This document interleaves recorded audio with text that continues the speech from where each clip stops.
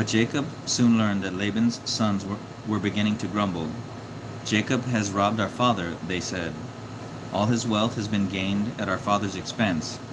And Jacob began to notice a considerable cooling in Laban's attitude toward him. Then the Lord said to Jacob, "Return to the land of your father and grandfather and to your relatives there, and I will be with you." Jacob called Rachel and Leah out of the field where he was watching the flocks so he could talk things over with them. "Your father has turned against me and is not treating me like he used to," he told them. "But the God of my father has been with me. You know how hard I have worked for your father, but he has tricked me, breaking his wage agreement with me again and again. But God has not allowed him to do me any harm. For if he said the speckled animals were mine, the whole flock began to produce speckled lambs. And when he changed his mind and said I could have the streaked ones, then all the lambs were born streaked. In this way, God has made me wealthy at your father's expense. During the mating season, I had a dream and saw the male goats mating with the flock were streaked. So the male goats were streaked, speckled and spotted.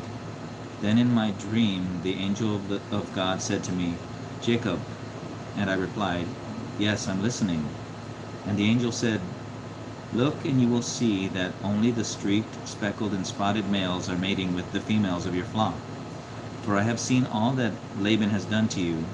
I am the God you met at Bethel, the place where you anointed the pillar of stone and made a vow to serve me. Now leave this country and return to the land you came from.' Rachel and Leah said, 'That's fine with us. There's nothing for us here. None of our father's wealth will come to us anyway. He has reduced our rights to those of foreign women. He sold us, and what he received for us has disappeared. The riches God has given you from our father are legally ours and our children's to begin with. So go ahead and do whatever God has told you.' So Jacob put his wives and children on camels. He drove the flocks in front of him, all the livestock he had acquired at Paddan Aram, and set out on his journey to the land of Canaan, where his father Isaac lived. At the time they left, Laban was some distance away, shearing his sheep. Rachel stole her father's household gods and took them with her. They set out secretly and never told Laban they were leaving. Jacob took all his possessions with him and crossed the Euphrates River, heading for the territory of Gilead. Laban didn't learn of their flight for 3 days, but when he did, he gathered a group of his relatives and set out in hot pursuit. He caught up with them 7 days later in the hill country of Gilead. But the previous night God had appeared to Laban in a dream. 'Be careful about what you say to Jacob,' he was told. So when Laban caught up with Jacob as he was camped in the hill country of Gilead, he set up his camp not far from Jacob's. 'What do you mean by sneaking off like this?' Laban demanded. 'Are my daughters prisoners, the plunder of war, that you have stolen them away like this? Why did you slip away secretly? I would have given you a farewell party with joyful singing, accompanied by tambourines and harps. Why didn't you let me kiss my daughters and grandchildren and tell them goodbye? You have acted very foolishly. I could destroy you, but the God of your father appeared to me last night and told me, "Be careful about what you say to Jacob. I know you feel you must go, and you long intensely for your childhood home, but why have you stolen my household gods?" "I rushed away because I was afraid," Jacob answered. "I said to myself, 'He'll take his daughters from me by force.' But as for your household gods, let the person who has taken them die. If you find anything that belongs to you, I swear before all these relatives of yours, I will give it back without question." But Jacob didn't know that Rachel had taken them. Laban went first into Jacob's tent to search there, then into Leah's, and then he searched the tents of the 2 concubines, but he didn't find the gods. Finally he went into Rachel's tent. Rachel had taken the household gods and had stuffed them into her camel saddle, and now she was sitting on them. So although Laban searched all the tents, he couldn't find them. "Forgive my not getting up, father," Rachel explained. "I'm having my monthly period." So despite his thorough search, Laban didn't find them. Then Jacob became very angry. "What did you find?" he demanded of Laban. "What is my crime? You have chased me as though I were a criminal. You have searched through everything I own. Now show me what you have found that belongs to you. Set it out here in front of the house before our relatives for all to see. Let them decide who is the real owner. 20 years I have been with you, and all that time I cared for your sheep and goats, so they produced healthy offspring. In all those years I never touched a single ram of yours for food.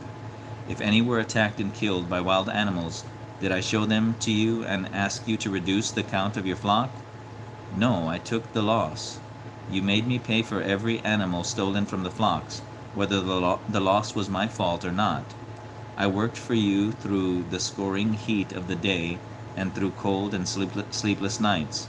Yes, 20 years, 14 of them earning your 2 daughters, and 6 years to get the flock. And you have reduced my wages 10 times. In fact, except for the grace of God, the God of my grandfather Abraham, the awe-inspiring God of my father Isaac, you would have sent me off without a penny to my name. But God has seen your cruelty and my hard work. That is why he appeared to you last night and vindicated me."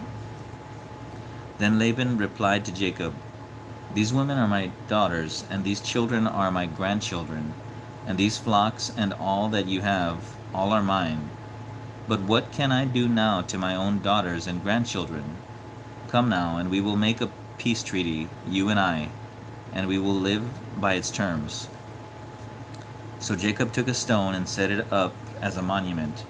He also told his men to gather stones and pile them up in a heap. Jacob and Laban then sat down beside the pile of stones to share a meal. They named it Witness Pile, which is Jegar Shadutha in Laban's language, and Galeed in Jacob's. Galeed. "This pile of stones will stand as a witness to remind us of our agreement," Laban said. This place was also called Mizpah, for Laban said, "May the Lord keep watch between us to make sure that we keep this treaty when we are out of each other's sight. I won't know about it if you are harsh to my daughters, or if you take other wives, but God will see it. This heap of stones and this pillar stand between us as a witness of our vows. I will not cross this line to harm you, and you will not cross it to harm me. I call on the God of our ancestors, the God of your grandfather Abraham, and the God of my grandfather Nahor, to punish either one of us who harms the other." So Jacob took an oath before the awesome God of his father, Isaac, to respect the boundary line. Then Jacob presented a sacrifice to God and invited everyone to a feast. Afterward they spent the night there in the hills. Laban got up early the next morning, and he kissed his daughters and grandchildren and blessed them. Then he returned home. Genesis chapter 32. As Jacob and his household started on their way again, angels of God came to meet him. When Jacob saw them, he exclaimed, "This is God's camp." So he named the place Mahanaim. Jacob now sent messengers to his brother Esau in Edom, the land of Seir. He told them, "Give this message to my master Esau. Humble greetings from your servant Jacob. I have been living with Uncle Laban until recently, and now I own oxen, donkeys, sheep, goats, and many servants, both men and women.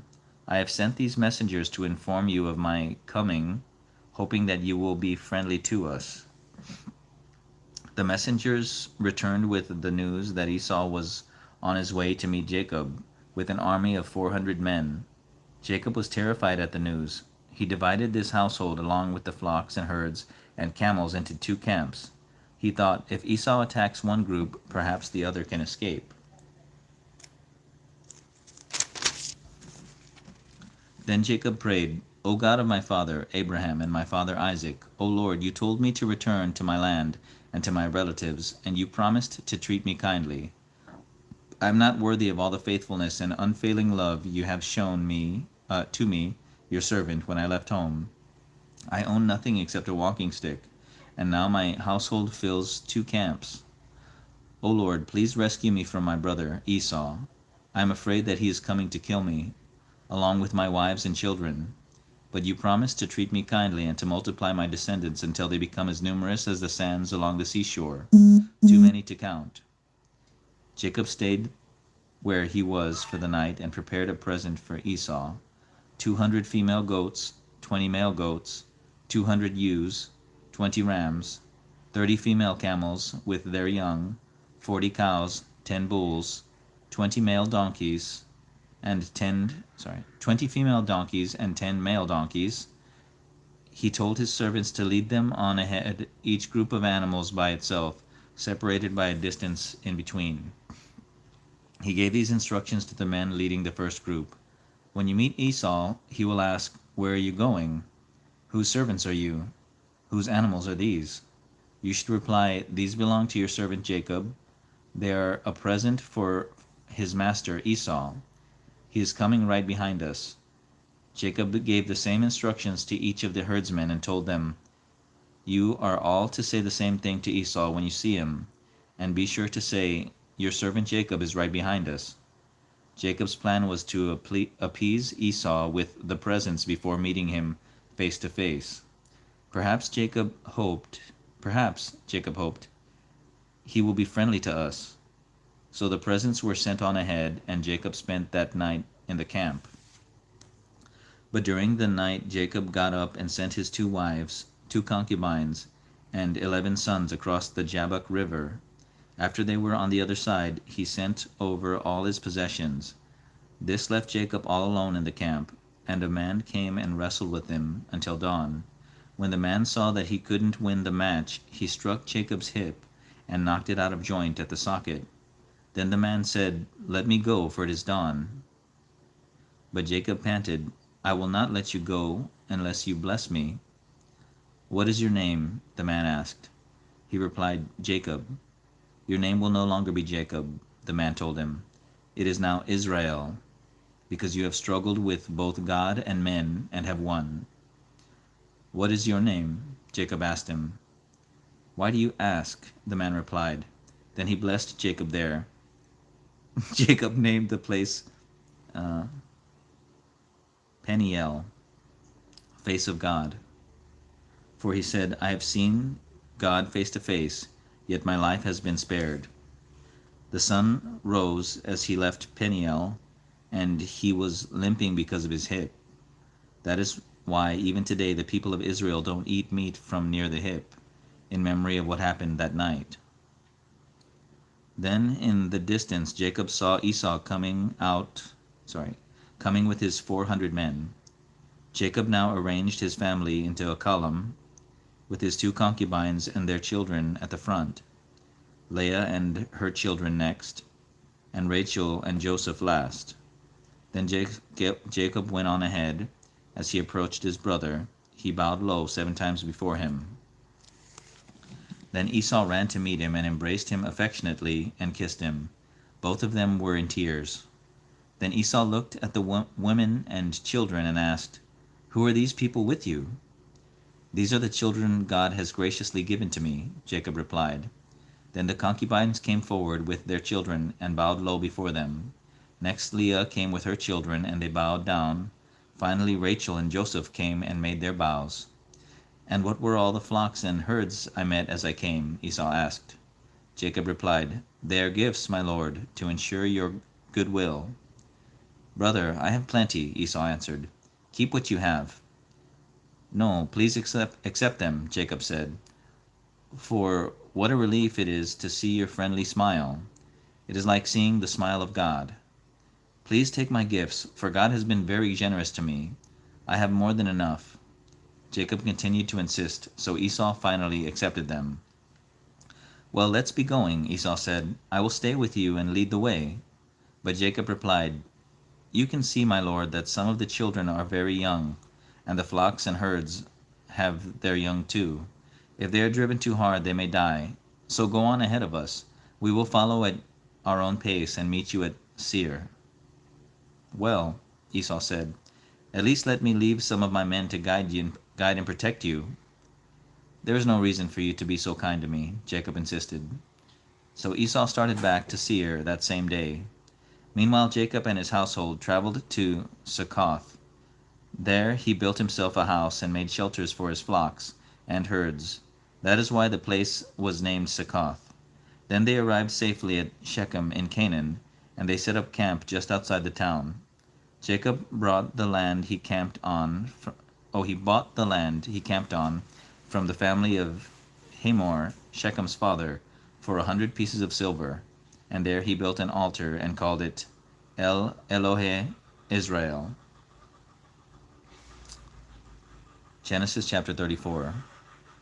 One day Dinah, Leah's daughter, went to visit some of the young women who lived in the area. But when the local prince, Shechem, son of Hamor the Hivite, saw her, he took her and raped her. But Shechem's love for Dinah was strong, and he tried to win her affection. He even spoke to his father about it. "Get this girl for me," he demanded. "I want to marry her." Word soon reached Jacob that his daughter had been defiled, but his sons were out in the fields herding cattle, so he did nothing until they returned. Meanwhile, Hamor, Shechem's father, came out to discuss the matter with Jacob.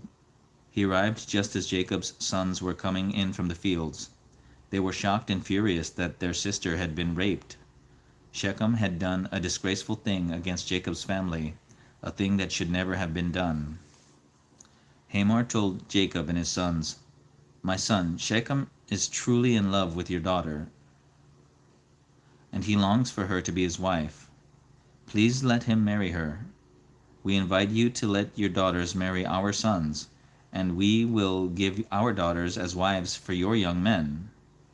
And you may live among us. The land is open to you.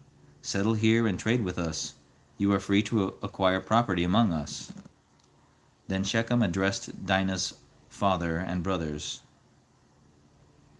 "Please be kind to me and let me have her as my wife," he begged. "I will give whatever you require. No matter what dowry or gift you demand, I will pay it. Only give me the girl as my wife." But Dinah's brothers deceived Shechem and Hamor because of what Shechem had done to their sister. They said to them, "We couldn't possibly allow this because you aren't circumcised. It would be a disgrace for her to marry a man like you. But here is a solution. If every man among you will be circumcised like we are, we will intermarry with you and live here and unite with you to become one people. Otherwise we will take her and be on our way." Hamor and Shechem gladly agreed, and Shechem lost no time in acting on this request, for he wanted Dinah desperately. Shechem was a highly respected member of his family, and he appeared with his father before the town leaders to present this proposal. "Those men are our friends," they said.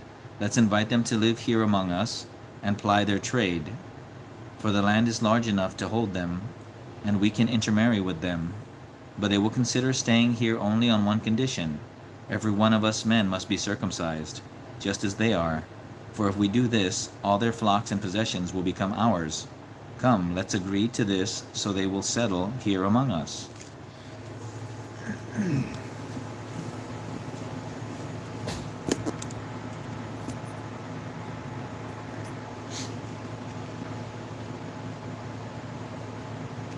Then Shechem addressed Dinah's father and brothers. "Please be kind to me and let me have her as my wife," he begged. Sorry. Verse 24. That's Genesis chapter 34, verse 24. So all the men agreed and were circumcised. But 3 days later, when their wounds were still sore, 2 of Dinah's brothers, Simeon and Levi, took their swords, entered the town without opposition, and slaughtered every man there, including Hamor and Shechem. They rescued Dinah from Shechem's house and returned to their camp. Then all of Jacob's sons plundered the town because their sister had been defiled there. They seized all the flocks and herds, the donkeys, everything they could lay their hands on, both inside the town and outside in the fields. They also took all the women and children and wealth of every kind. Afterward Jacob said to Levi and Simeon, "You have made me stink among all the people of this land, among all the Canaanites and Perizzites. We are so few that they will come and crush us. We will all be killed. Should he treat our sister like a prostitute?" They retorted angrily. Genesis chapter 35. God said to Jacob, "Now move on to Bethel and settle there. Build an altar there to worship me, the God who appeared to you when you fled from your brother Esau." So Jacob told everyone in his household, "Destroy your idols, wash yourselves, and put on clean clothing. We are now going to Bethel, where I will build an altar to the God who answered my prayers when I was in distress. He has stayed with me wherever I have gone." So they gave Jacob all their idols and their earrings, and he buried them beneath the tree near Shechem. When they set out again, terror from God came over the people in all the towns of that area, and no one attacked them. Finally, they arrived at Luz, now called Bethel, in Canaan. Jacob built an altar there and named it El Bethel, because God had appeared to him there at Bethel when he was fleeing from Esau. Soon after this, Rebekah's old nurse, Deborah, died. She was buried beneath the oak tree in the valley below Bethel. Ever since, the tree has been called the Oak of Weeping. God appeared to Jacob once again when he arrived at Bethel after traveling from Paddan Aram. God blessed him and said, "Your name is no longer Jacob. You will now be called Israel." Then God said, "I am God Almighty. Multiply and fill the earth. Become a great nation, even many nations. Kings will be among your descendants, and I will pass on to you the land I gave to Abraham and Isaac. Yes, I will give it to you and your descendants." Then God went up from the place where he had spoken to Jacob. Jacob set up a stone pillar to mark the place where God had spoken to him. He then poured wine over it as an offering to God, and anointed the pillar with olive oil. Jacob called the place Bethel, house of God, because God had spoken to him there. Leaving Bethel, they traveled on towards Ephrath, that is, Bethlehem. But Rachel's pains of childbirth began while they were still some distance away. After a very hard delivery, the midwife finally exclaimed, "Don't be afraid, you have another son." Rachel was about to die, but with her last breath, she named him Benoni. The baby's father, however, called him Benjamin. So Rachel died and was buried on the way to Ephrath, that is, Bethlehem. Jacob set up a stone monument over her grave, and it can be seen there to this day. Jacob then traveled on and camped beyond the Tower of Eder. While he was there, Reuben slept with Bilhah, his father's concubine, and someone told Jacob about it. These are the names of the 12 sons of Jacob. The sons of Leah were Reuben, Jacob's oldest son, Simeon, Levi, Judah, Issachar, and Zebulun. The sons of Rachel were Joseph and Benjamin. The sons of Bilhah, Rachel's servant, were Dan and Naphtali. The sons of Zilpah, Leah's servant, were Gad and Asher. These were the sons born to Jacob at Paddan Aram. So Jacob came home to his father Isaac in Mamre, which is near Kiriath Arba, now called Hebron, where Abraham had also lived. Isaac lived for 180 years, and he died at a ripe old age, joining his ancestors in death. Then his sons, Esau and Jacob, buried him. Genesis chapter 36. This is the history of the descendants of Esau, also known as Edom. Esau married two young women who were a woman from Canaan, Adah, the daughter of Elon the Hittite, and Oholibamah, Aholibama, the daughter of Anah, the grandfather of Zibeon the Hivite. He also married his cousin Basemeth, who was the daughter of Ishmael and the sister of Nebaioth. Esau and Adah had a son named Eliphaz. Esau and Basemeth had a son named Ruel. Esau and Aholibama had sons named Jeush, Jalam, and Korah. All these sons were born to Esau in the land of Canaan. Then Esau took his wives, children, household servants, cattle, and flocks, all the wealth he had gained in the land of Canaan, and moved away from his brother Jacob. There was not enough land to support them both because of all their cattle and livestock. So Esau, also known as Edom, settled in the hill country of Seir. This is the list of Esau's descendants, the Edomites, who lived in the hill country of Seir. All right. Among Esau's sons were Eliphaz, the son of Esau's wife Adah, and Ruel, the son of Esau's wife Basemeth. The sons of Eliphaz were Teman, Omar, Zepho, Gatam, and Kenaz. Eliphaz had another son named Amalek, born to Timnah, his concubine. These were all grandchildren of Esau's wife Adah. The sons of Ruel were Naath, Zerah, Shema, and Mizah. These were all grandchildren of Esau's wife Basemeth. Esau also had sons through Oholibama, the daughter of Anah, the granddaughter of Zibeon. Their names were Jeush, Jalam, and Korah. Esau's children and grandchildren became the leaders of different clans. The sons of Esau's oldest son, Eliphaz, became the leaders of the clans of Teman, Omar, Zepho, Kenaz, Korah, Gatam, and Amalek. These clans in the land of Edom were descended from Eliphaz, the son of Esau, and Adah. The sons of Esau, the sons of Esau's son Ruel became leaders of the clans of Nahath, Zerah, Shema, and Mizah. These clans in the land of Edom were descended from Ruel, the son of Esau and Basemeth. The sons of Esau and his wife Oholibama came from leaders of the clans of Jeush, Jalam, and Korah. These are the clans descended from Esau's wife Oholibama, the daughter of Anah. These are all the clans descended from Esau, also known as Edom. These are the names of the tribes that descended from Seir, the Horite, one of the families native to the land of Seir: Lotan, Shobal, Zebion, Anah, Dishon, Ezer, and Dishan. These were the Horite clans, the descendants of Seir, who lived in the land of Edom. The sons of Lotan were Horai and Heman. Lotan's sister was named Timnah. The sons of Shobal were Alvan, Manahath, Ebal, Shepho, and Onam.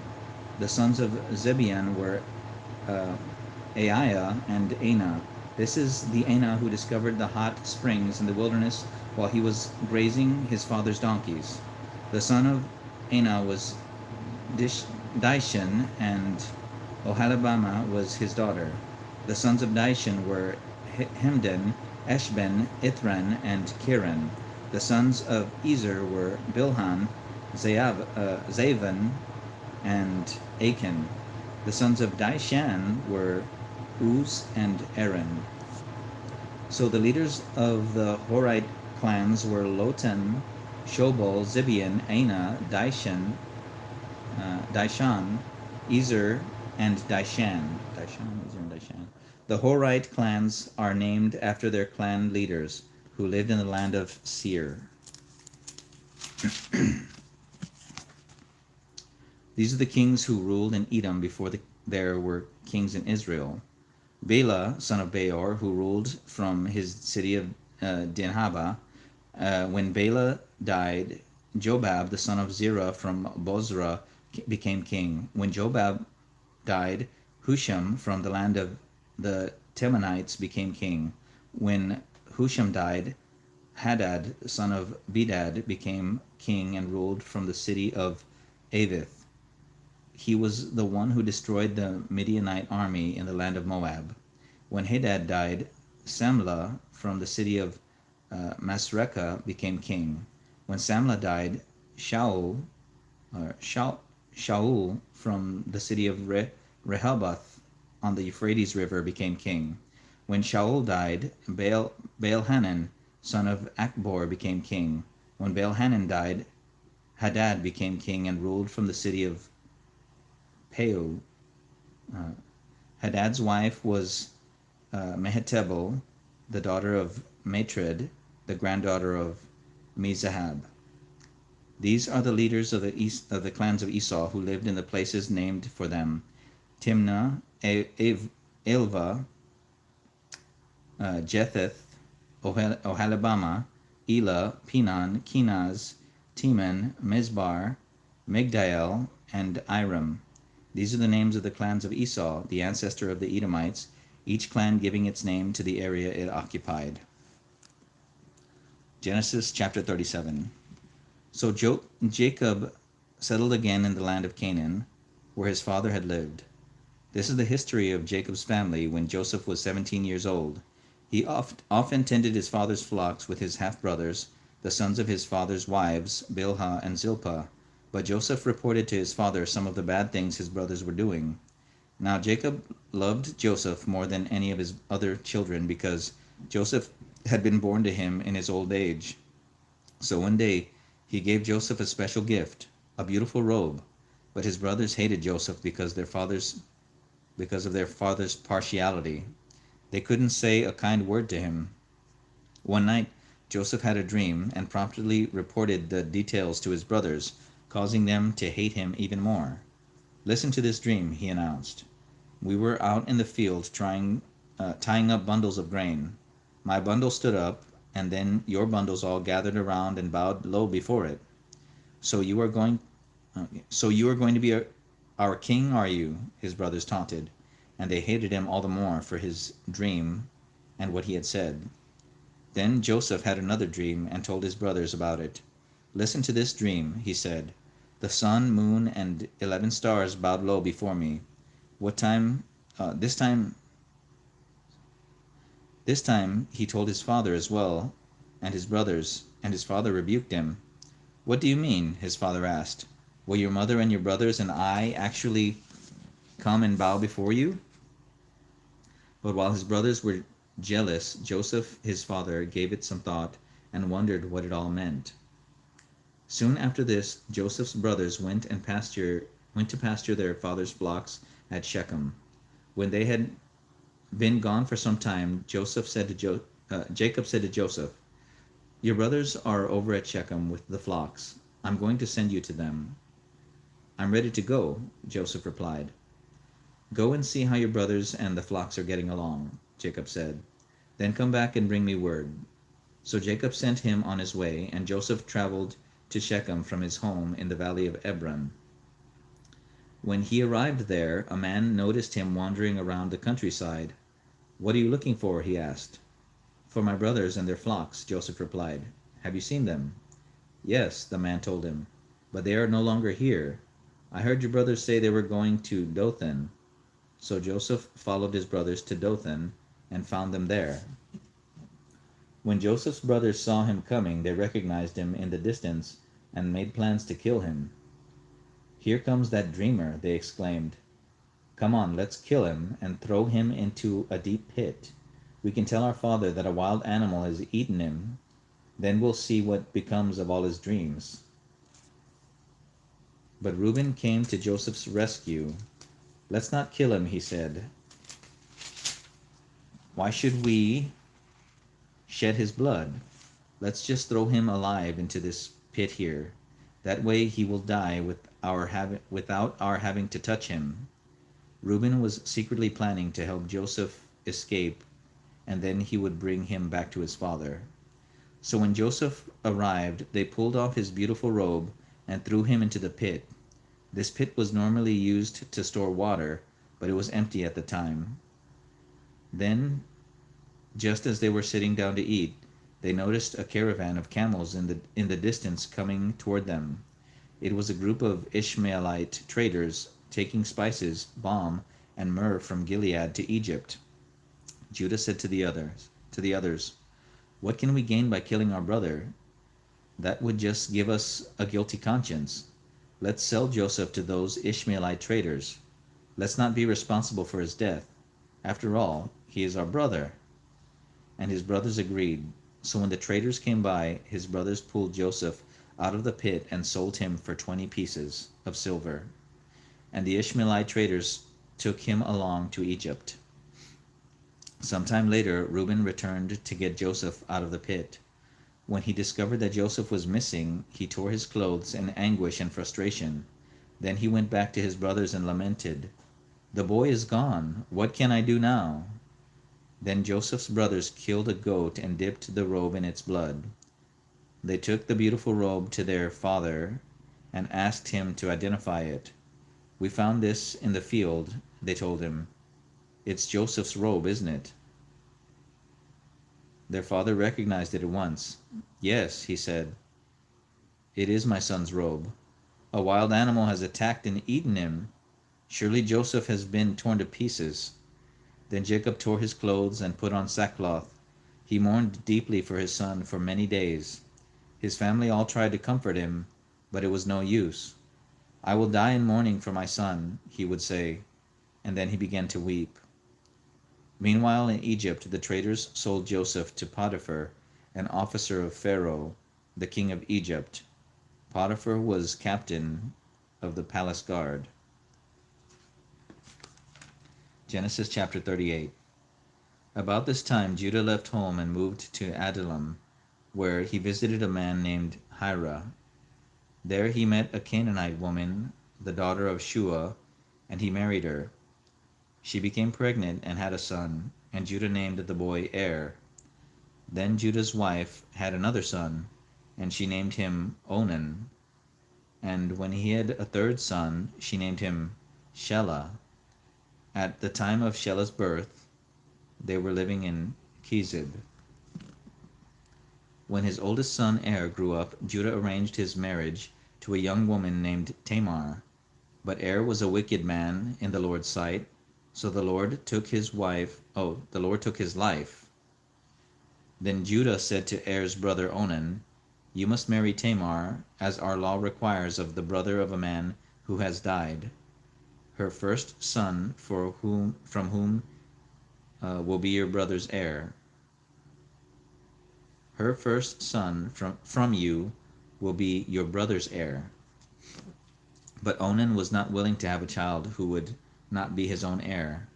So whenever he had intercourse with Tamar, he spilled the semen on the ground to keep her from having a baby who would belong to his brother. But the Lord considered it a wicked thing for Onan to deny a child to his dead brother, so the Lord took Onan's life too. Then Judah told Tamar, his daughter-in-law, not to marry again at that time, but to return to her parents' home. She was to remain a widow until his youngest son, Shelah, was old enough to marry her.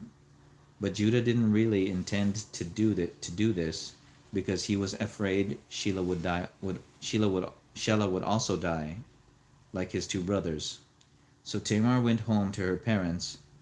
In the course of time, Judah's wife died. After the time of mourning was over, Judah and his friend Hira, the Adullamite, went to Timnah to supervise the shearing of his sheep. Someone told Tamar that her father-in-law had left for the sheep shearing at Timnah. Tamar was aware that Shelah had grown up, but they had not called her to come and marry him. So she changed out of her widow's clothing and covered herself with a veil to disguise herself. Then she sat beside the road at the entrance to the village of Enaim, which is on the way to Timnah. Judah noticed her as he went by and thought she was a prostitute, since her face was veiled. So he stopped and propositioned her to sleep with him, not realizing that she was his own daughter-in-law. "How much will you pay me?" Tamar asked. "I'll send you a young goat from my flock," Judah promised. "What pledge will you give me so that I can be sure you will send it?" she asked. Well, what do you want? He inquired. She replied, I want your identification seal, your cord, and the walking stick you are carrying. So Judah gave these items to her. She then let him sleep with her, and she became pregnant. Afterward, she went home, took off her veil, and put on her widow's clothing as usual. Judah asked his friend Hira, the Adullamite, to take the young goat back to her and to pick up the pledges he had given her. But Hira couldn't find her. So he asked the men who lived there, Where can I find the prostitute who was sitting beside the road at the entrance of the village? We've never had a prostitute here, they replied. So Hira returned to Judah and told him that he couldn't find her anywhere, and that the men of the village had claimed they didn't have a prostitute there. Then let her keep the pledges, Judah exclaimed. We tried our best to send her the goat, but, we tried our best to send her the goat. We'd be the laughing stock of the village if we went back again. About 3 months later, word reached Judah that Tamar, his daughter-in-law, was pregnant as a result of prostitution. Bring her out and burn her, Judah shouted. But as they were taking her out to kill her, she sent this message to her father-in-law. The man who owns this identification seal and walking stick is the father of my child. Do you recognize them? Judah admitted that they were his, and said, She is more in the right than I am, because I didn't keep my promise to let her marry my son Shelah. But Judah never slept with Tamar again. In due season, the time of Tamar's delivery arrived, and she had twin sons. As they were being born, one of them reached out his hand, and the midwife tied a scarlet thread around the wrist of the child who appeared first, saying, This one came out first. But then he drew back his hand, and the other baby was actually the first to be born. What? The midwife exclaimed. How did you break out first? And ever after he was called Perez. Then the baby with the scarlet thread on his wrist was born, and he was named Zerah. Genesis chapter 39. Now when Joseph arrived in Egypt with the Ishmaelite traders, he was purchased by Potiphar, a member of the personal staff of Pharaoh, the king of Egypt. Potiphar was the captain of the palace guard. The Lord was with Joseph and blessed them greatly as he served in the home of his Egyptian master. Potiphar noticed this and realized that the Lord was with Joseph, giving him success in everything he did. So Joseph naturally became quite a favorite with him. Potiphar soon put Joseph in charge of his entire household and entrusted him with all his business dealings. From that day, Joseph was put in charge. The Lord began to bless Potiphar for Joseph's sake. All his household affairs began to run smoothly, and his crops and livestock flourished. So Potiphar gave Joseph complete administrative responsibility over everything he owned. With Joseph there, he didn't have a worry in the world except to decide what he wanted to eat. Now Joseph was a very handsome and well-built young man, and about this time Potiphar's wife began to desire him and invited him to sleep with her. But Joseph refused. Look, he told her, my master trusts me with everything in his entire household. No one here has more authority than I do. He has held back nothing from me except you, because you are his wife. How could I ever do such a wicked thing? It would be a great sin against God. She kept putting pressure on him day after day, but he refused to sleep with her, and he kept out of her way as much as possible. One day, however, no one else was around when he was doing his work inside the house. She came and grabbed him by his shirt, demanding, "Sleep with me." Joseph tore himself away, but as he did, his shirt came off, and she was left holding it as he ran from the house. When she saw that she had his shirt, and that he had fled, she began screaming. Soon all the men around the palace came running. "My husband has brought this Hebrew slave here to insult us," she sobbed. "He tried to rape me, but I screamed. When he heard my loud cries, he ran and left his shirt behind with me."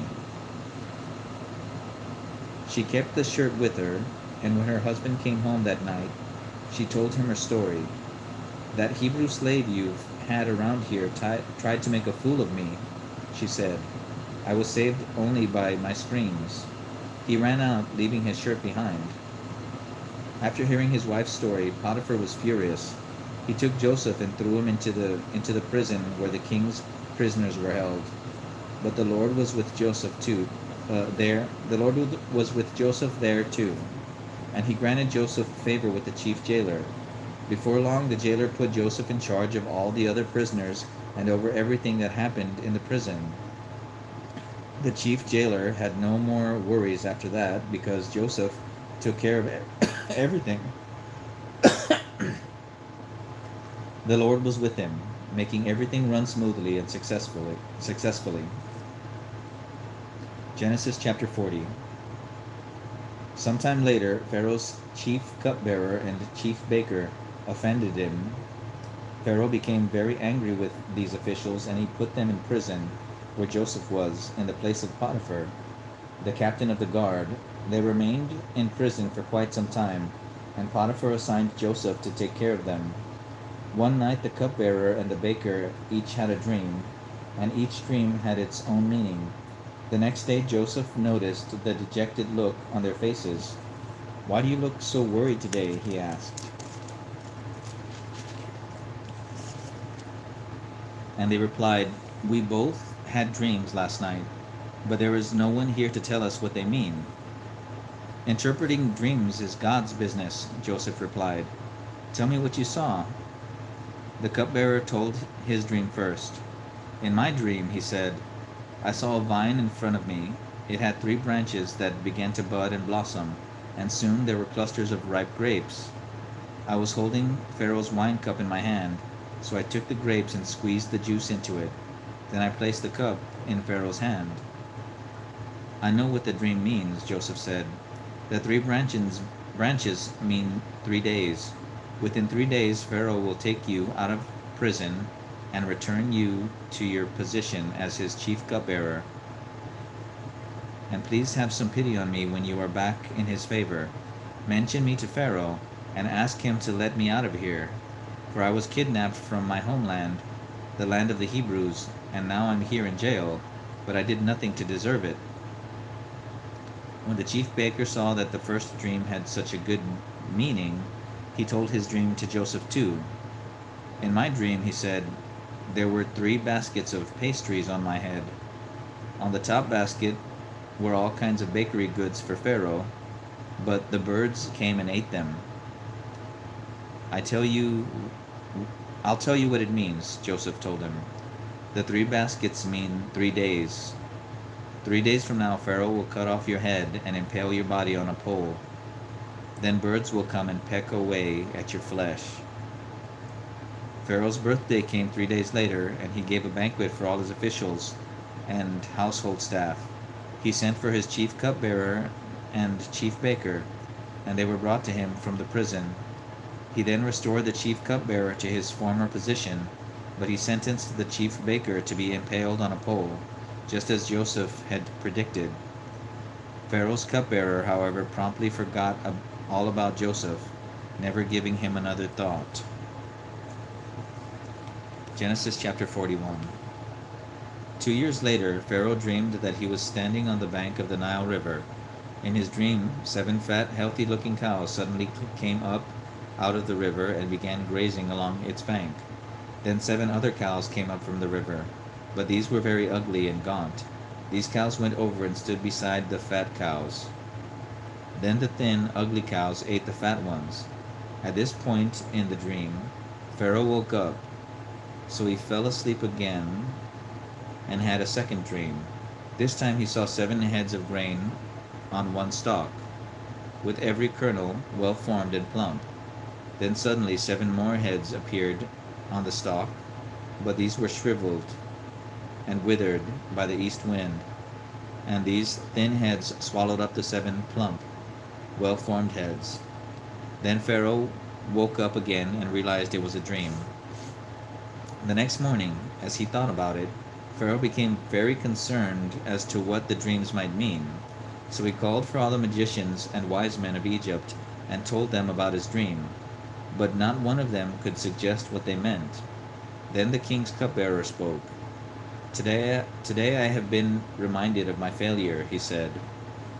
Some time ago you were angry with the chief baker and me, and you imprisoned us in the palace of the captain of the guard. One night the chief baker and I each had a dream, and each dream had a meaning.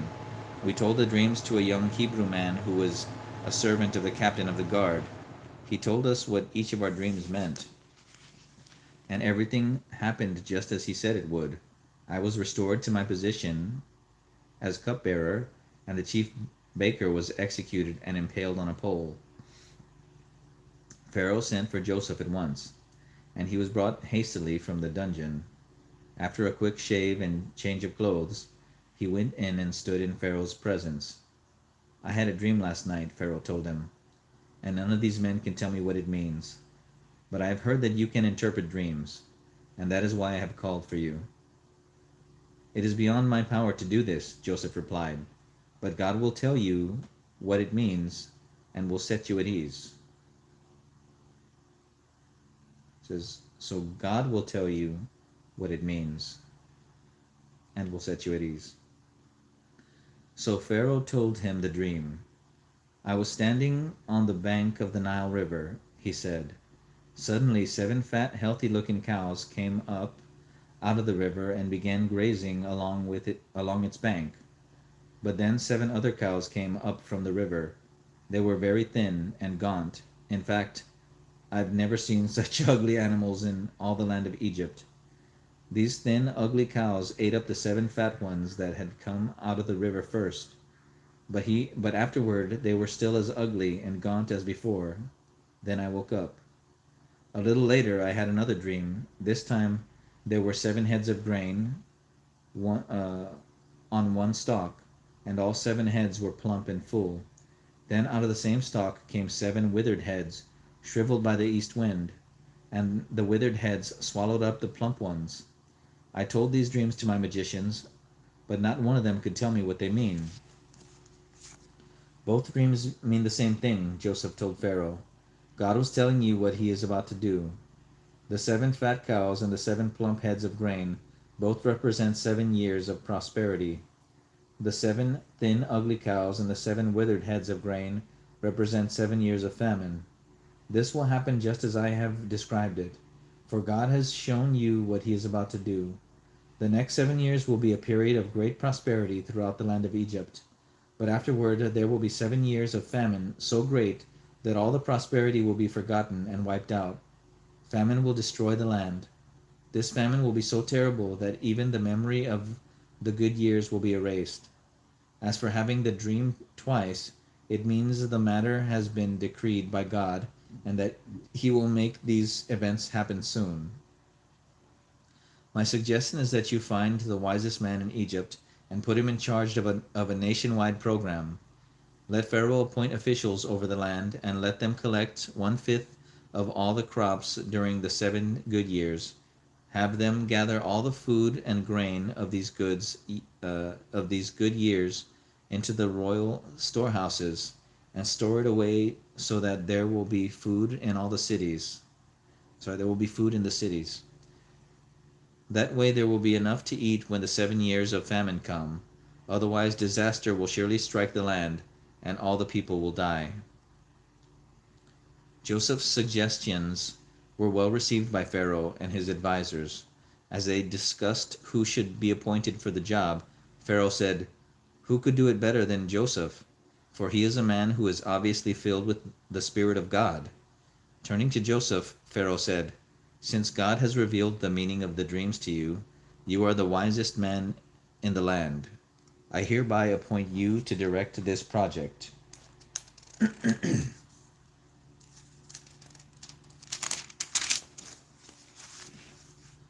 You will manage my household and organize all my people.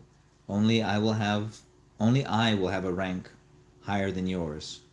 And Pharaoh said to Joseph, "I hereby put you in charge of the entire land of Egypt."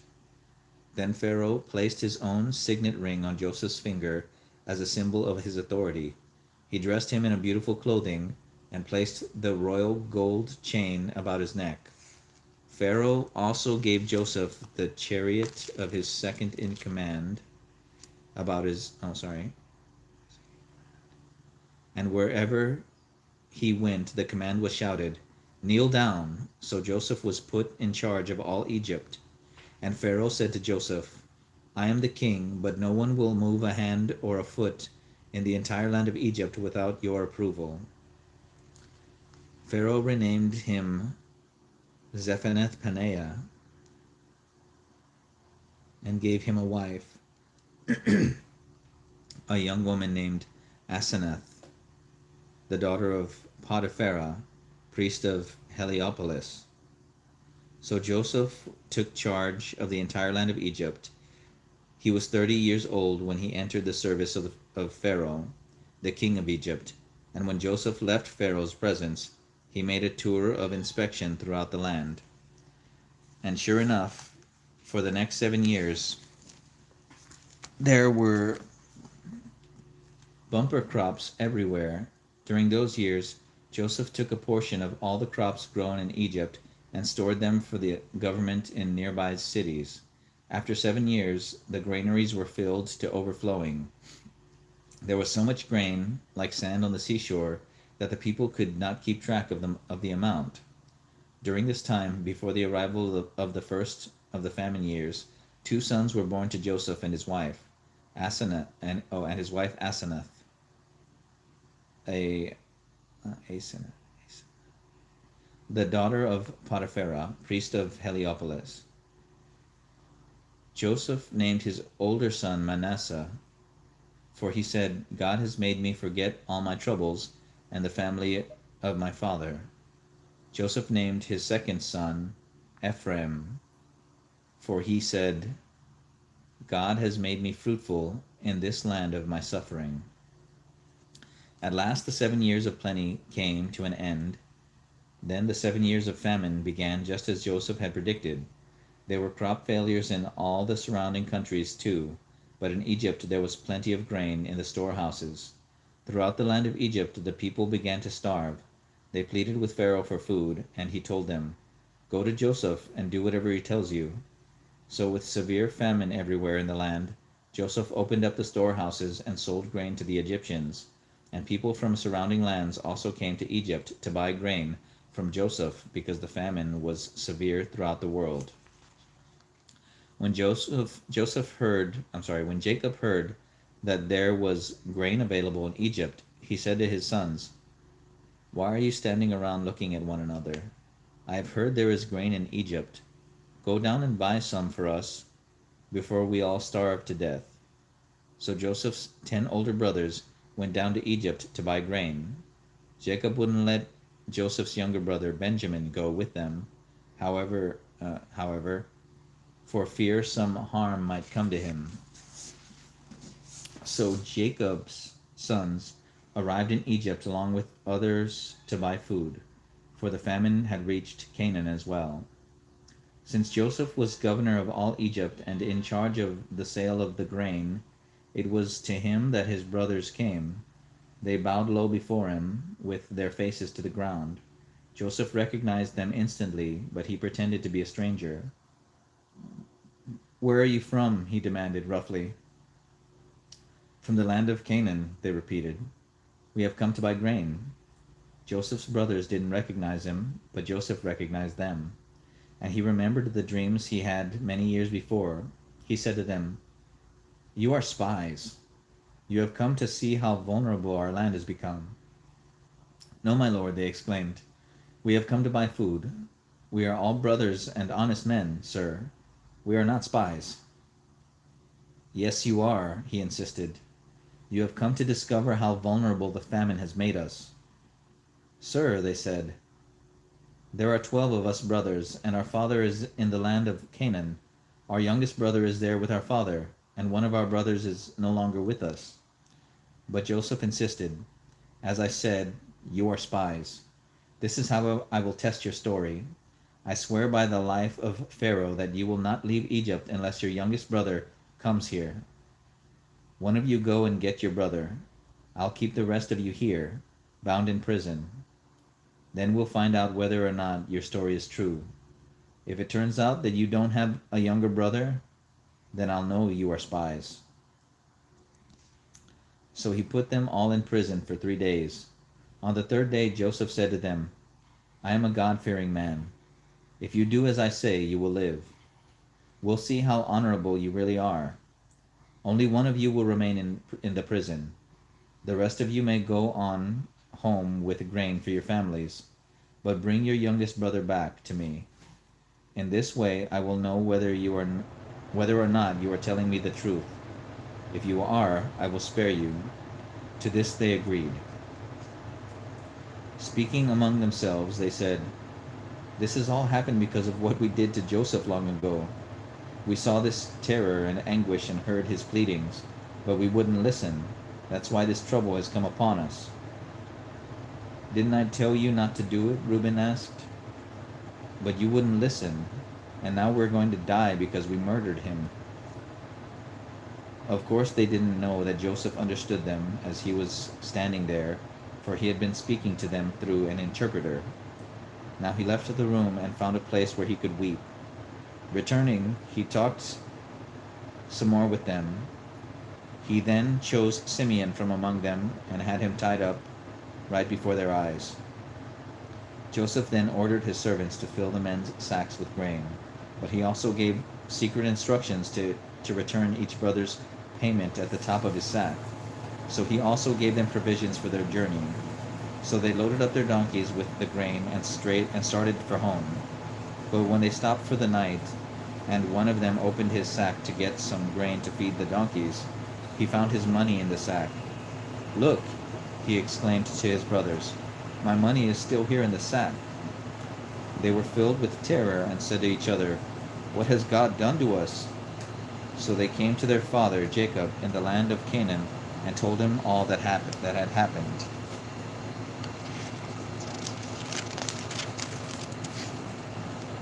"The man who is ruler over the land spoke very roughly to us," they told him. "He took us for spies, but we said we are honest men, not spies. We are 12 brothers, sons of one father. One brother had disappeared, and the youngest is with our father in the land of Canaan." Then the man, the ruler of the land, told us, "This is the way I will find out if you are honest men. Leave one of your brothers here with me, and take grain for your families and go on home. But bring your youngest brother back to me. Then I will know that you are honest men and not spies, if you prove to be what you say. Then I will give you back your brother, and you may come as often as you like to buy grain." As they emptied out the sacks, there at the top of each one was the bag of money paid for the grain. Terror gripped them as it did their father. Jacob exclaimed, "You have deprived me of my children. Joseph has disappeared, Simeon is gone, and now you want to take Benjamin too? Everything is going against me." Then Reuben said to his father, "You may kill my 2 sons if I don't bring Benjamin back to you. I'll be responsible for him." But Jacob replied, "My son will not go down with you, for his brother Joseph is dead, and he alone is left of his mother's children. If anything should happen to him, you would bring my gray head down to the grave in deep sorrow." Genesis chapter 43. But there was no relief from the terrible famine throughout the land. When the grain they had brought from Egypt was almost gone, Jacob said to his sons, "Go again and buy us a little food." But Judah said, "The man wasn't joking when he warned that we couldn't see him again unless Benjamin came along. If you let him come with us, we will go down and buy some food. But if you don't let Benjamin go, we may as well stay at home." Remember that the man said, "You won't be allowed to come and see me unless your brother is with you." "Why did you ever tell him you had a brother?" Jacob moaned. "Why did you have to treat me with such cruelty?" "But the man specifically asked us about our family," they replied. "He wanted to know whether our father was still living, and he asked us if we had any brother also,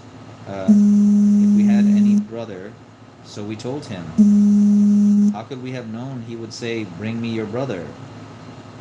Judah said to his father, "Send the boy with me, and we will be on our way. Otherwise we will all die of starvation. And not only we, but you and our little ones. I personally guarantee his safety. If I don't bring him back to you, then let me bear the blame forever. For we could have gone and returned twice by this time, if you had let him come without delay." So their father, Jacob, finally said to them, "If it can't be avoided, then at least do this. Fill your bags with the best products of the land. Take them to the man as gifts: balm, honey, spices, myrrh, pistachio nuts, and almonds. Take double the money that you found in your sacks, as it was probably someone's mistake. Then take your brother and go back to the man. May God Almighty give you mercy as you go before the man, that he might release Simeon and return Benjamin. And if I must bear the anguish of their deaths, then so be it." So they took Benjamin and the gifts and double the money and hurried to Egypt, where they presented themselves to Joseph. When Joseph saw that Benjamin was with them, he said to the manager of his household, "These men will eat with me this noon. Take them inside and prepare a big feast."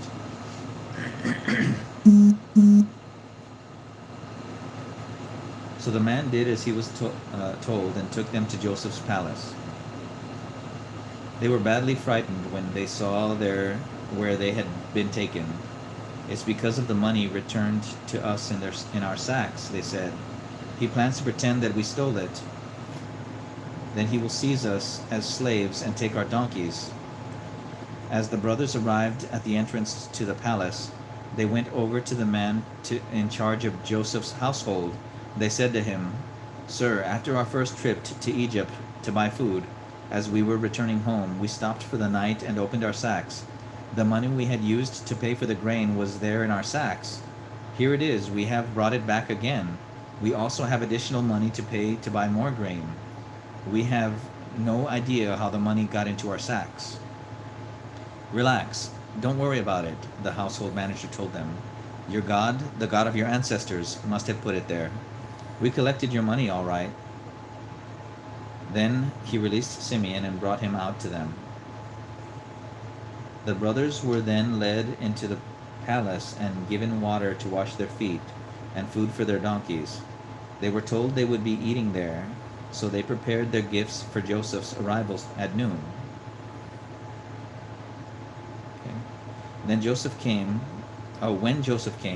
they gave him their gifts and bowed low before him. He asked them how they had been getting along. And then he said, "How is your father, the old man you spoke about? Is he still alive?" "Yes," they replied, "he is alive and well." Then they bowed again before him. Looking at his brother Benjamin, Joseph asked, "Is this your youngest brother, the one you told me about? May God be gracious to you, my son." Then Joseph made a hasty exit because he was overcome with emotion for his brother and wanted to cry. Going into his private room, he wept there. Then he washed his face and came out, keeping himself under control. "Bring on the food," he ordered. Joseph ate by himself, and his brothers were served at a separate table. The Egyptians sat at their own table because Egyptians despise Hebrews and refuse to eat with them. Joseph told each of his brothers where to sit, and to their amazement he seated them in order of their ages, from oldest to youngest. Their food was served to them from Joseph's own table. He gave the largest serving to Benjamin, 5 times as much as to any of the others. So they all feasted and drank freely with him. Genesis chapter 44. When his brothers were ready to leave, Joseph gave these instructions to the man in charge of his household. Fill each of their sacks with as much grain as they can carry, and put each man's money back into his sack. Then put my personal silver cup at the top of the youngest brother's sack, along with his grain money. So the household manager did as he was told. The brothers were up at dawn and set out on their journey with their loaded donkeys. But when they were barely out of the city, Joseph said to his household manager, "Chase after them and stop them. Ask them, 'Why have you repaid an act of kindness with such evil? What do you mean by stealing my master's personal silver drinking cup, which he uses to predict the future? What a wicked thing you have done.'" So the man caught up with them and spoke to them in the way he had been instructed. "What are you talking about?" the brothers responded. "What kind of people do you think we are, that you accuse us of such a terrible thing? Didn't we bring back the money we found in our sacks? Why would we steal silver or gold from your master's house? If you find his cup with any of us, let that one die, and all the rest of us will be your master's slaves forever." "Fair enough," the man replied, "except that only the one who stole it will be a slave. The rest of you may go free." They quickly took their sacks from the backs of their donkeys and opened them. Joseph's servant began searching the oldest brother's sack, going down the line to the youngest. The cup was found in Benjamin's sack. At this they tore their clothing in despair, loaded the donkeys again, and returned to the city. Joseph was still at home when Judah and his brothers arrived, and they fell to the ground before him. "What were you trying to do?" Joseph demanded. "Didn't you know that a man such as I would know who stole it?" And Judah said, "O my lord, what can we say to you? How can we plead? How can we prove our innocence? God is punishing us for our sins. My lord, we have all returned to be your slaves, we and our brother who had your cup in his sack." "No," Joseph said, "only the man who stole the cup will be my slave. The rest of you may go home to your father." Then Judah stepped forward and said, "My lord, let me say just this one word to you. Be patient with me for a moment, for I know you could have killed me in an instant, as though you were Pharaoh himself. You asked us, my lord, if we had a father or a brother. We said, 'Yes, we have a father, an old man, and a child of his old age, his youngest son. His brother is dead, and he alone is left of our mother's children, and his father loves him very much. And you said to us, Bring him here, so I can see him. But we said to you, My lord, the boy cannot leave his father, for his father would die. But you told us, You may not see me again unless your youngest brother is with you.' So we returned to our father and told him what you had said. And when he said, 'Go back again and buy us a little food,' we replied, 'We can't until you let our youngest brother go with us. We won't be allowed to see the man in charge of the grain unless our youngest brother is with us.' Then my father said to us, 'You know that my wife had 2 sons, and that one of them went away and never returned, doubtless torn to pieces by some wild animal. I have never seen him since. If you take away his brother from me too, and any harm comes to him, you would bring my gray head down to the grave in deep sorrow. And now, my lord, I cannot go back to my father without the boy. Our father's life is bound up in the boy's life. When he sees that the boy is not with us, our father will die. We will be responsible for bringing his gray head down to the grave in sorrow. My lord, I made a pledge to my father that I would take care of the boy. I told him, if I don't bring him back to you, I will bear the blame forever. Please, my lord, let me stay here as a slave instead of the boy, and let the boy return with his brothers. For how can I return to my father if the boy is not with me? I cannot bear to see what this would do to him." Genesis chapter 45. Joseph could stand it no longer. "Out, all of you!" he cried to his attendants. He wanted to be alone with his brothers when he told them who he was. Then he broke down and wept aloud. His sobs could be heard throughout the palace, and the news was quickly carried to Pharaoh's palace. "I am Joseph," he said to his brothers. "Is my father still alive?" But his brothers were speechless. They were stunned to realize that Joseph was standing there in front of them. "Come over here," he said. So they came closer, and he said again, "I am Joseph, your brother, whom you sold into Egypt. But don't be angry with yourselves that you did this to me, for God did it. He sent me here ahead of you to preserve your lives. These 2 years of famine will grow to 7, during which there will be neither plowing nor harvest. God has sent me here to keep you and your families alive so that you will become a great nation. Yes, it was God who sent me here, not you. And he has made me a counselor to Pharaoh, manager of his entire household and ruler over all Egypt. Hurry, return to my father and tell him, this is what your son Joseph says. God has made me a master over all the land of Egypt. Come down to me right away. You will live in the land of Goshen, so you can be near with me, all your children and grandchildren, your flocks and herds, and all that you have. I will take care of you there.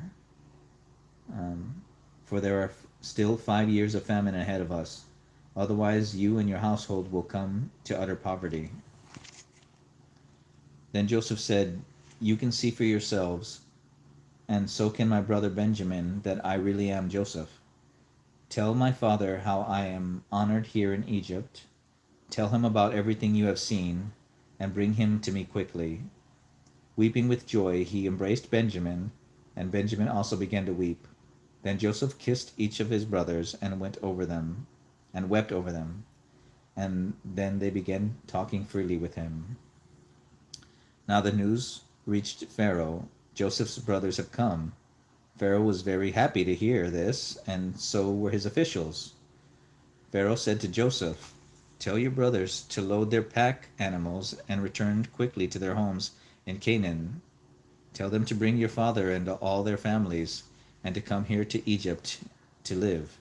Tell them Pharaoh will assign to you the very best territory of the land of Egypt. You will live off the fat of the land. And tell your brothers to take wagons from Egypt to carry their wives and little ones and to bring your father here. Don't worry about your belongings, for the best of all the land of Egypt is yours." So the sons of Jacob did as they were told. Joseph gave them wagons, as Pharaoh had commanded, and he supplied them with provisions for the journey, and he gave each of them new clothes. But to Benjamin he gave 5 changes of clothes and 300 pieces of silver. He sent his father 10 donkeys loaded with good things of Egypt, and 10 donkeys loaded with grain and all kinds of other food to be eaten on his journey. So he sent his brothers off. As they left, he called after them, "Don't quarrel along the way." And they left Egypt and returned to their father Jacob in the land of Canaan. "Joseph is still alive," they told him, "and he is ruler over all the land of Egypt." Jacob was stunned at the news. He couldn't believe it. But when they had given him Joseph's message, and when he saw the wagons loaded with the food sent by Joseph, his spirit was revived. Then Jacob said, "It must be true. My son Joseph is alive. I will go and see him before I die."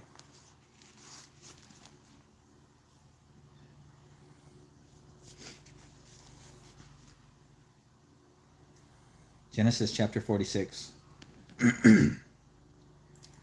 So Jacob set out for Egypt with all his possessions, and when he came to Beersheba, he offered sacrifices to the God of his father Isaac. During the night, God spoke to him in a vision. "Jacob, Jacob," he called. "Here I am," Jacob replied. "I am God," the voice said, "the God of your father. Do not be afraid to go down to Egypt, for I will see to it that you become a great nation there. I will go with you down to Egypt. I will bring your descendants back again, but you will die in Egypt with Joseph at your side." So Jacob left Beersheba, and his sons brought him to Egypt. They carried their little ones and wives in the wagons Pharaoh had provided for them. They brought their livestock too, and all the belongings they had acquired in the land of Canaan. Jacob and his entire family arrived in Egypt, sons and daughters, grandsons and granddaughters, all his descendants. These are the names of the Israelites, the descendants of Jacob, who went with him to Egypt. Reuben was Jacob's oldest son. The son of Reuben was Hanok, Palu, Hezron, and Carmi. The sons of Simeon were Jemuel, Jamin, Ohad, Jachin, Johar, and Shaul. Shaul's mother was a Canaanite woman. The sons of Levi were Gershon, Kohath, and Merari. The sons of Judah were Er, Onan, Shelah, Perez, and Zerah. But Er and Onan had died in the land of Canaan. The sons of Perez were Hezron and Hamuel. The sons of Issachar were Tola, Pua, Jashub, and Shimron. The sons of Zebulun were Sered, Elon, and Jaleel. These are the sons of Jacob who were born to Leah in Padam Aram, along with their sister Dinah. In all, Jacob's descendants through Leah numbered 33. The sons of Gad were Zephon, Haggai, Shunai, Esbon, Eri, Arodai, and Ereli. The sons of Asher were Imnah, Ishvai, and Beriah. Their sister was named Serah. Beriah's sons were Eber and Malchiel. These 16 were descendants of Jacob through Ziplah, the servant given to Leah by her father Laban. The sons of Jacob's wife Rachel were Joseph and Benjamin. Joseph's sons born in the land of Egypt were Manasseh and Ephraim. Their mother was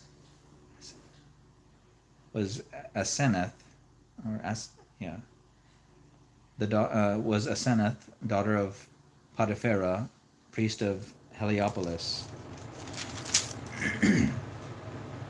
Benjamin's sons were Bela, Becher, Ashbel, Gera, Naaman, Ehi, Rosh, Muppim, Huppim, and Ard. These 14 were the descendants of Jacob and his wife Rachel. The son of Dan was Hushim. The sons of Naphtali were Jaziel, Gunai, Jezer, and Shilem. These were the descendants of Jacob through Bilhah, the servant given to Rachel by her father Laban. So the total number of Jacob's direct descendants who went with him to Egypt, not counting his sons' wives, was 66. Joseph also had 2 sons who had been born in Egypt, so altogether there were 70 members of Jacob's family in the land of Egypt. Jacob sent Judah on ahead to meet Joseph and get directions to the land of Goshen. And when they all arrived there, Joseph prepared his chariot and traveled to Goshen to meet his father. As soon as Joseph arrived, he embraced his father and wept on his shoulder for a long time. Then Jacob said to Joseph, "Now let me die, for I have seen you with my own eyes, and know you are still alive." And Joseph said to his brothers and to all their households, "I'll go and tell Pharaoh that you have all come from the land of Canaan to join me, and I will tell him, 'These men are shepherds and livestock breeders. They have brought with them their flocks and herds and everything they own. So when Pharaoh calls for you and asks you about your occupation, tell him, we have been livestock breeders from our youth, as our ancestors have been for many generations.' When you tell him this, he will let you live here in the land of Goshen, for shepherds are despised in the land of Egypt." Genesis chapter 47. So Joseph went to see Pharaoh and said, "My father and my brothers are here from Canaan. They came with all their flocks and herds and possessions, and they are now in the land of Goshen." Joseph took 5 of his brothers with him and presented them to Pharaoh. Pharaoh asked them, "What is your occupation?" And they replied, "We are shepherds like our ancestors. We have come to live here in Egypt, for there is no pasture for our flocks in Canaan. The famine is very severe there. We request permission to live in the land of Goshen." And Pharaoh said to Joseph, "Now that your family has joined you here, choose any place you like for them to live. Give them the best land of Egypt. The land of Goshen will be fine, and if any of them have special skills, put them in charge of my livestock too." And Joseph brought his father Jacob and presented him to Pharaoh, and Jacob blessed Pharaoh. "How old are you?" Pharaoh asked him. Jacob replied, "I have lived for 130 hard years, but I am still not nearly as old as many of my ancestors." Then Jacob blessed Pharaoh again before he left. So Joseph assigned the best land of Egypt, the land of Ramses, to his father and brothers, just as Pharaoh had commanded. And Joseph furnished food to his father and brothers in amounts appropriate to the number of their dependents. Meanwhile, the famine became worse and worse. The crops continued to fail throughout Egypt and Canaan. Joseph collected all the money in Egypt and Canaan in exchange for grain, and he brought the money to Pharaoh's treasure house. When the people of Egypt and Canaan ran out of money, they came to Joseph crying again for food. "Our money is gone," they said, "but give us bread. Why should we die?" "Well then," Joseph replied, "since your money is gone, give me your livestock. I will give you food in exchange." So they gave their livestock to Joseph in exchange for food. Soon all the horses, flocks, herds, and donkeys of Egypt were in Pharaoh's possession, but at least they were able to purchase food that year. The next year they came again and said, "Our money is gone, and our livestock are yours. We have nothing left but our bodies and land. Why should we die before your very eyes? Buy us our land in exchange for food. We will then become servants to Pharaoh. Just give us grain so that our lives may be saved, and so the land will not become empty and desolate." So Joseph bought all the land of Egypt for Pharaoh. All the Egyptians sold their fields because the famine was so severe, and their land then belonged to Pharaoh. Thus all the people of Egypt became servants of Pharaoh. The only land he didn't buy was that belonging to the priests, for they were assigned food from Pharaoh and didn't need to sell their land. Then Joseph said to the people, "See, I have bought you and your land for Pharaoh. I will provide you with seed so you can plant the fields. Then when you harvest it, a fifth of your crop will belong to Pharaoh. Keep 4/5 for yourselves and use it to plant the next year's crops and to feed yourselves, your household and your little ones." "You have saved our lives," they exclaimed. "May it please you, sir, to let us be Pharaoh's servants." Joseph then made it a law throughout the land of Egypt, and it is still the law, that Pharaoh should receive 1/5 of all the crops grown on his land. But since Pharaoh had not taken over the priest's land, they were exempt from this payment. So the people of Israel settled in the land of Goshen in Egypt, and before long they began to prosper there, and their population grew rapidly.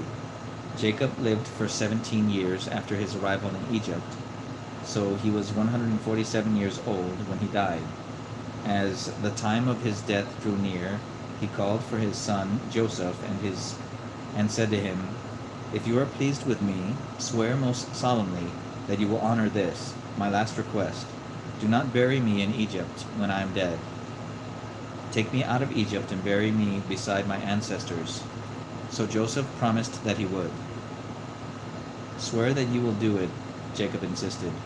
So Joseph gave his oath, and Jacob bowed in worship as he leaned on his staff. Genesis chapter 48.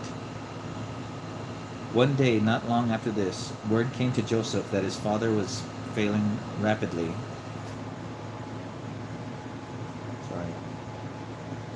So Joseph went to visit him, and he took with him his 2 sons, Manasseh and Ephraim.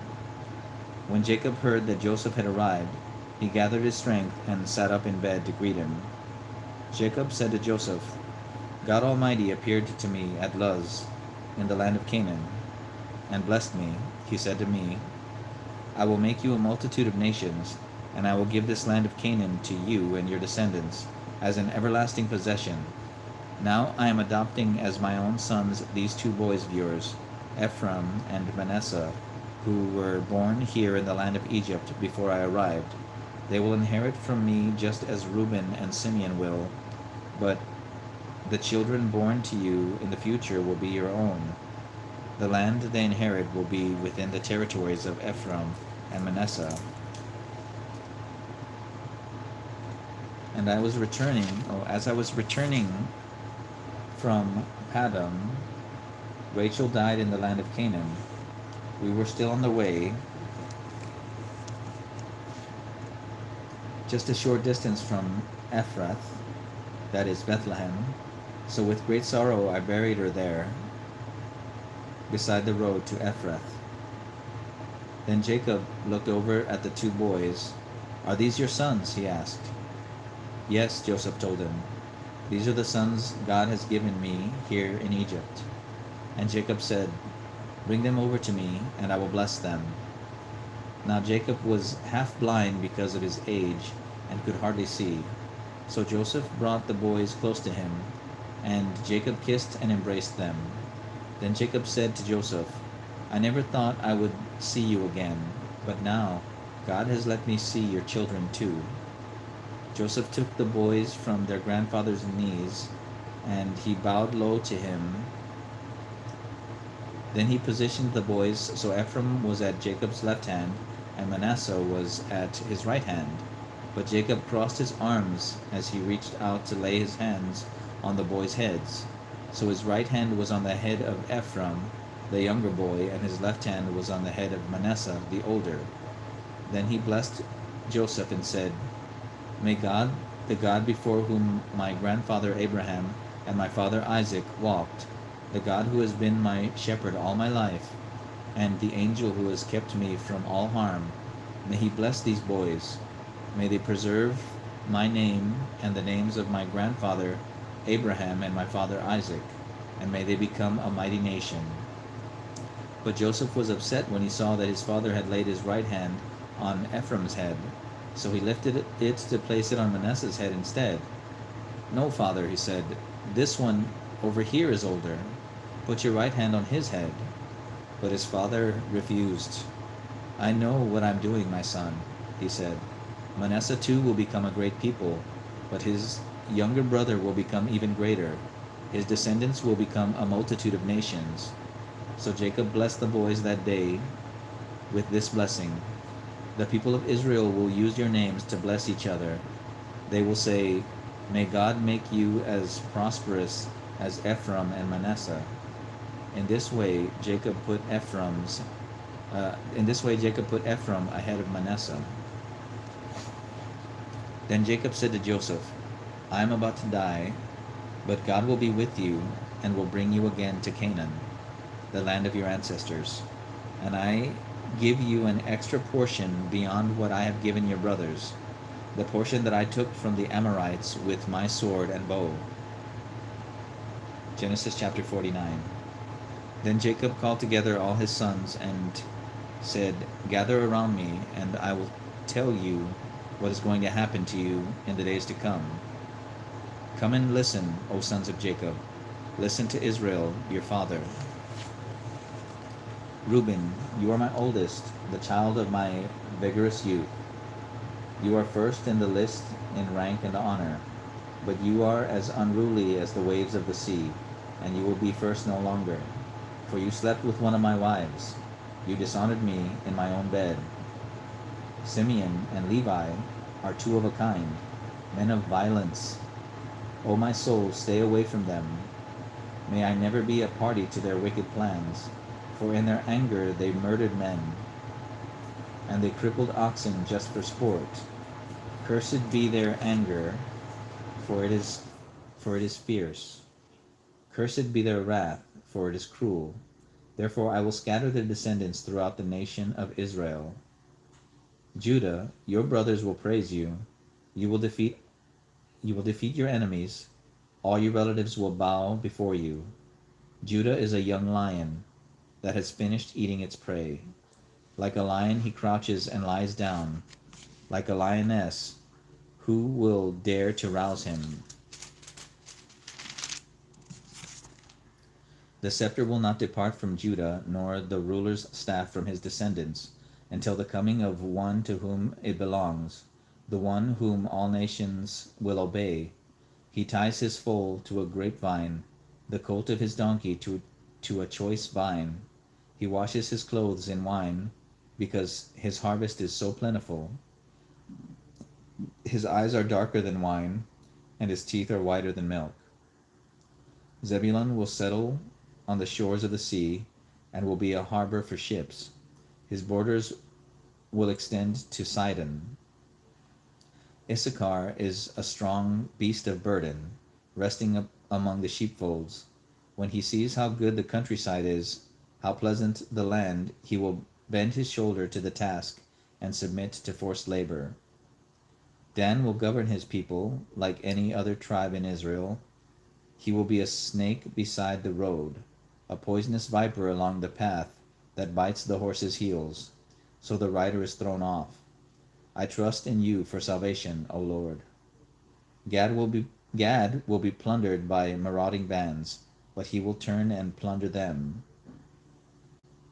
Asher will produce rich food fit for kings. Naphtali is a deer let loose, producing magnificent fawns. Joseph is a fruitful tree beside a fountain. His branches reach over the wall. He has been attacked by archers, who shot at him and harassed him, but his bow remained strong, and his arms were strengthened by the mighty one of Jacob, the shepherd, the rock of Israel. May the God of your ancestors help you. May the Almighty bless you with the blessings of the heavens above, blessings of the earth beneath, and blessings of the breast and womb. May the blessings of your ancestors be greater than the blessings of the eternal mountains, reaching to the utmost bounds of the everlasting hills. These blessings will fall on the head of Joseph, who is a prince among his brothers. Benjamin is a wolf that prowls. He devours his enemies in the morning, and in the evening he divides his plunder. These are the 12 tribes of Israel, and these are the blessings which Jacob blessed his 12 sons, each receiving a blessing that was appropriate to him. Then Jacob told them, Soon I will die. Bury me with my father and grandfather in the cave at Ephron's field. This is the cave in the field of Machpelah, near Mamre in Canaan, which Abraham bought from Ephron the Hittite for a permanent burial place. There Abraham and his wife Sarah are buried. There Isaac and his wife Rebekah are buried. And there I buried Leah. It is the cave that my grandfather Abraham bought from the Hittites. Then, when Jacob has finished this charge to his sons, he lay back in the bed, breathed his last, and died. Genesis chapter 50. Joseph threw himself on his father and wept over him and kissed him. Then Joseph told his morticians to embalm the body. The embalming process took 40 days, and there was a period of national mourning for 70 days. When the period of mourning was over, Joseph approached Pharaoh's advisors and asked them to speak to Pharaoh on his behalf. He told them, Tell Pharaoh that my father made me swear an oath. He said to me, I am about to die. Take my body back to the land of Canaan and bury me in our father's burial cave. Now I need to go and bury my father. After his burial is complete, I will return without delay. Pharaoh agreed to Joseph's request. Go and bury your father, as you promised, he said. So Joseph went with a great number of Pharaoh's counselors and advisors, all the senior officers of Egypt. Joseph also took his brothers and the entire household of Jacob, but they left their little children and flocks and herds in the land of Goshen. So a great number of chariots, cavalry, and people accompanied Joseph. When they arrived at the threshing floor of Atad, near the Jordan River, they held a very great and solemn funeral, with a 7-day period of mourning for Joseph's father. The local residents, the Canaanites, renamed the place Abel Mizraim, for they said, "This is a place of very deep mourning for these Egyptians." So Jacob's sons did as he had commanded them. They carried his body to the land of Canaan, and buried it there in the cave of Machpelah. This is the cave that Abraham had bought for a permanent burial place in the field of Ephron the Hittite, near Mamre. Then Joseph returned to Egypt with his brothers and all who had accompanied him to his father's funeral. But now that their father was dead, Joseph's brothers became afraid. Now Joseph will pay us back for all the evil we did to him, they said. So they sent this message to Joseph: "Before your father died, he instructed us to say to you, 'Forgive your brothers for the great evil they did to you.' So we, the servants of the God of your father, beg you to forgive us." Then, when Joseph received the message, he broke down and wept. Then his brothers came and bowed low before him. "We are your slaves," they said. But Joseph told them, "Don't be afraid of me. Am I God to judge and punish you? As far as I am concerned, God turned into good what you meant for evil. He brought me to the high position I have today so I could save the lives of many people. No, don't be afraid. Indeed, I myself will take care of you and your families." And he spoke very kindly to them, reassuring them. So Joseph and his brothers and their families continued to live in Egypt. Joseph was 110 years old when he died. He lived to see 3 generations of descendants of his son Ephraim and the children of Manasseh's son Machir, who were treated as if they were his own. "Soon I will die," Joseph told his brothers, "but God will surely come for you to lead you out of this land of Egypt. He will bring you back to the land he vowed to give to the descendants of Abraham, Isaac, and Jacob." Then Joseph made the sons of Israel swear an oath, and he said, "When God comes to lead us back to Canaan, you must take my body back with you." So Joseph died at the age of 110. They embalmed him, and his body was placed in a coffin in Egypt.